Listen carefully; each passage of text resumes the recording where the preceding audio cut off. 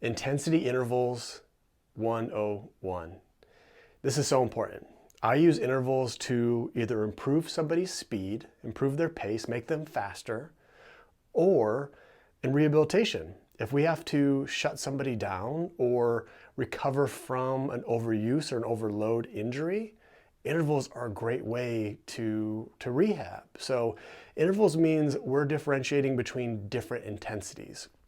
I'm going to use the analogy of a car, and I think that hopefully makes it a little bit easier for you to conceptualize, because I want you to know if you're giving 75% of your effort, your intensity, what heart rate zone is that? How long can you hold that? What's the pace?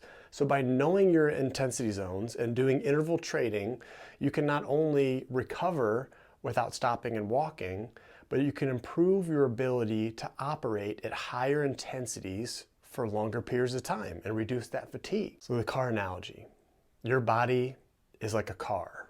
You've got 3 different gears, just like driving a normal car. Gear 1, Gear 2, and Gear 3. Gear 3 is the fastest. And there's a reason why cars don't start off at Gear 3, they shift all the way up. Gear 1, Gear 2, and Gear 3. There's different energy systems when we're in different gears. There's different intensity levels when we're in different gears. There's different ways that you can find what is your gear. And with my performance training and improving speed and intervals, we have days where we're going back and forth between gears, and that is what's going to help make your gears faster. So what is it? Your body is like a car. You've got a gas tank. You've got fuel in your tank. The harder that you work, the faster that you go, the further you push down on the pedal, the more we're going to drain that. We only have so much gas in the tank. So knowing that, if I only have so much gas in the tank, Gear 1, I'm going to be able to go a little bit further, but not as fast before I run out. If I give it too much gas, we stall out. The fumes, the car will stall. That's that wall, that's that fatigue point. Gear 2 is we can go even a little bit faster, but not quite as long. And Gear 3, fast, but not very long.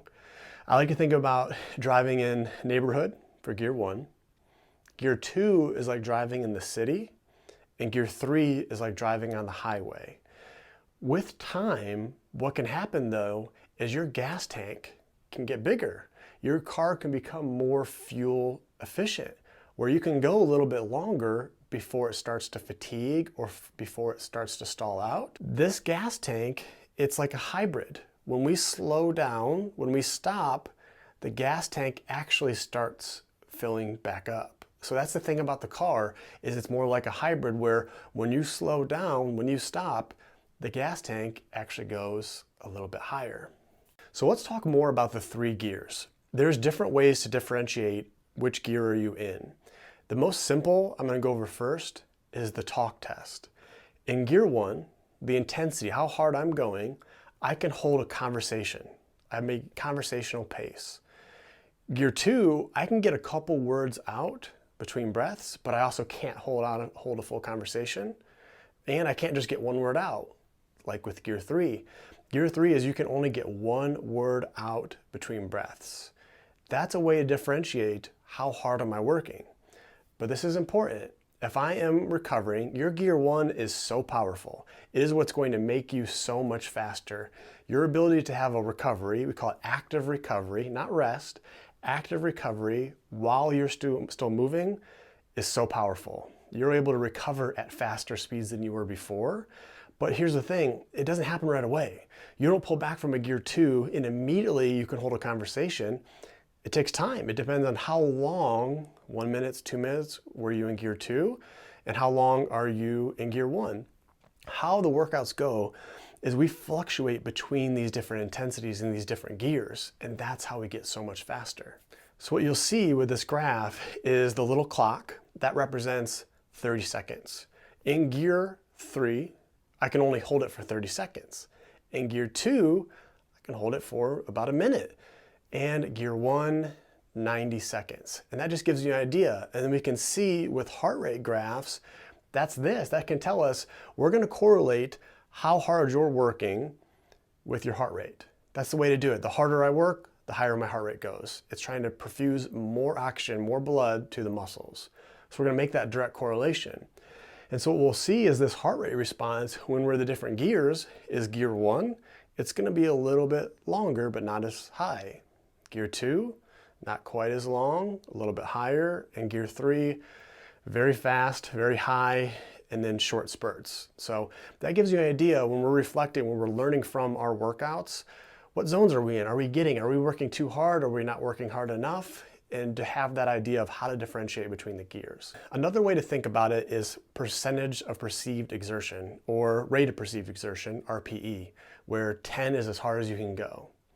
I like to think of gear 1 as like 5 to 6. If you're working and it's 5 to 6 out of 10 of intensity of how hard it is, if you're giving 50 to 60% of your heart rate max, of your intensity, that's gear 1.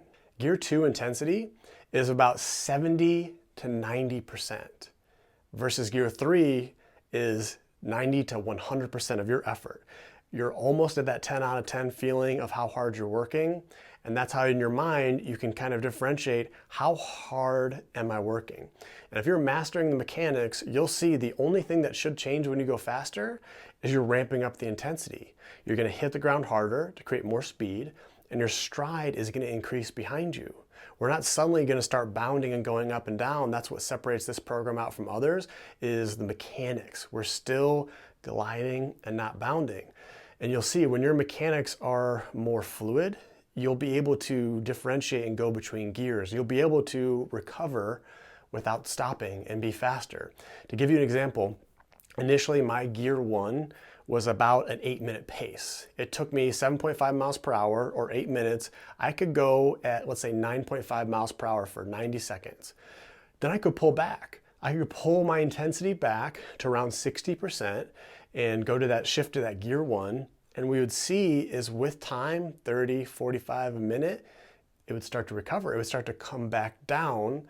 And also what you'll see is with time, like now, I can recover at around a 7:30 pace. I don't need 8. I can actually recover at a faster speed. So what does that do overall? That improves your pace. I really like doing workouts like this. I do all my long distance running fluctuating between gears 1 and gear 2. I'm doing ratios where 1 to 3, 30 seconds to 90 seconds of work to recovery. And with time, I start to shift it, and it works out to be negative splits. So you can see there's a lot of ways to use these. This is a very good skill of being able to have intervals and to have gears. And then when it comes to rehabilitation, if I have to shut somebody down, or if this is your first time ever getting to running, I want you to know let's only be working in gear 1 in the beginning. We don't need to go to the intensity level of gear 2. So it's a way that we can quantify and have ratios and slowly build up. And this is why I prefer time-based versus distance-based. With time-based, we can control it. Instead of quarter mile on, quarter mile off, what if you're fatigued? What if it takes longer? If it's 2 minutes to 2 minutes, that's a lot more cut and dry, so we can control for that. So what causes fatigue? Well, how does fatigue actually happen? Here's my analogy. As you're pushing on the gas, the harder that you push on the gas, you start to have more fumes that come into the engine. If you're pushing too much gas and your tank is getting low, it's gonna stall out. You're running out of gas. The moment it stalls out, it shuts down. You can't just start it back up. So we're always trying to work just before that point, just before we hit that wall or that fatigue point. Okay, this is where the rubber meets the road. This is the interval training. Whether you are using it for improving your speed and your pace and getting faster, or you've had to shut it down, or you're brand new to running, and we're going to get your body used to handling running for longer periods of time. So we're separated out into performance versus injury and preventing injuries. Some things to keep in mind. Your intervals, please don't think that you have to just time this out. I strongly discourage that. You've got options. There are free apps out there. I use the 1 seconds most often, where you can actually set the intervals of work to recovery or run to walk.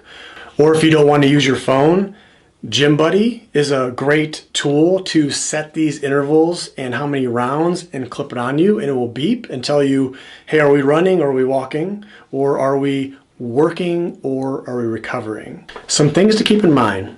The ratio. The ratio is telling us how much time are we actually working and how much time are we actually recovering.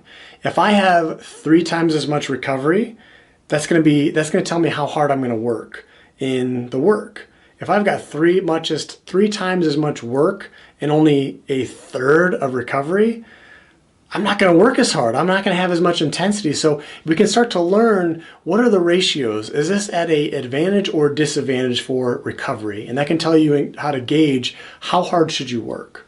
Let's go over some basic definitions. Ratio is how much time are we spending working and recovering or running and walking. Based on that interval, it's going to tell us, are we spending more time working or are we spending more time recovering? That's going to tell me how hard can I work as I'm running for, let's say, 30 seconds. If I've got 90 seconds to recover, I can push it a little bit harder. So that one interval is 1 to 3. One round is one completion of 30 seconds of running and 90 seconds of walking. So it's 2 minutes per one round. If we have 10 rounds, it's 10 of those. So it's 20 minutes total. So when we're setting up your intervals, knowing what's in a round and how many rounds do we have. You will see the main differences between the performance program of improving your pace and the return to run is with the return to run, we're using pain as our guide. Versus in the performance, we're using the gears. We're using the gears of our intensity of how hard that you're working as our guide to tell us, are we in the right zone? Are we doing the right effort?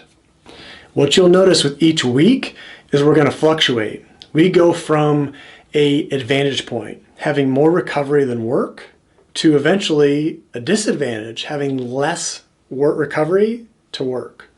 But what that's going to do is that's going to help you to either run continuously, if that's your goal, if you're either new to running or coming back from injury, or it's going to allow you to improve your pace by having less recovery time to the work. And you're going to see you'll get faster with your splits. So let's go ahead and delve into the specifics, whether you're going for speed and performance or return to run from an injury standpoint.